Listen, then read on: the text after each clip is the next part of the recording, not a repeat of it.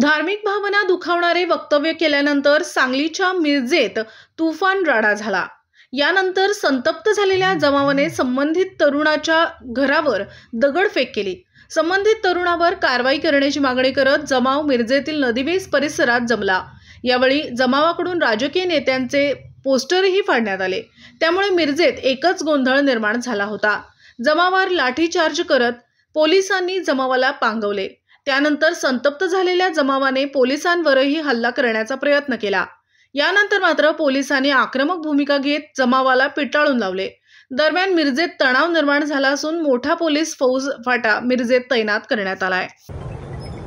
मी Sandeep Ghuge, police अधीक्षक सांगली, सर्व सांगली जिल्ह्यातील विशेष करून मिरजेतील लोकांना आवाहन करतो।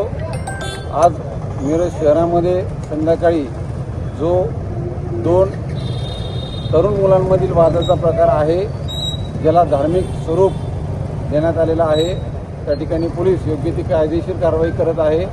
कुठेही आपण अफवांवर विश्वास ठेवू नका, अफवा पसरू नका।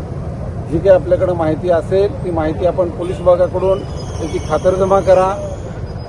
संपूर्ण शहरामध्ये आम्ही योग्य तो बंदोबस्त खबरदारीचा उपाय म्हणून लावलेला आहे। कोणताही अनुचित प्रकार शहरामध्ये इतर घडलेला नाही। ज्या काही आपल्यापर्यंत चुकीच्या बातम्या पोहोचत असतील कृपया करून विश्वास ठेवू नका आणि आपण संयम ठेवणं गरजेचं आहे। पोलिसांना योग्य ती कायदेशीर कारवाई त्या ठिकाणी करू द्यायची आहे, जी आम्ही करत आहोत। आणि मला नक्की विश्वास आहे की आपणही एक सुजाण नागरिक म्हणून पोलिसांना सहकार्य करणार आहात आणि जी काही आपल्याकडे माहिती आहे ती माहिती योग्य ती माहिती पोलिसांपर्यंत पोहोचवा, जेणेकरून पोलिसांनी त्या ठिकाणी कारवाई करणं सोपं जाईल आणि कोणत्याही परिस्थितीमध्ये आपण अफवा पसरवायच्या नाहीयेत।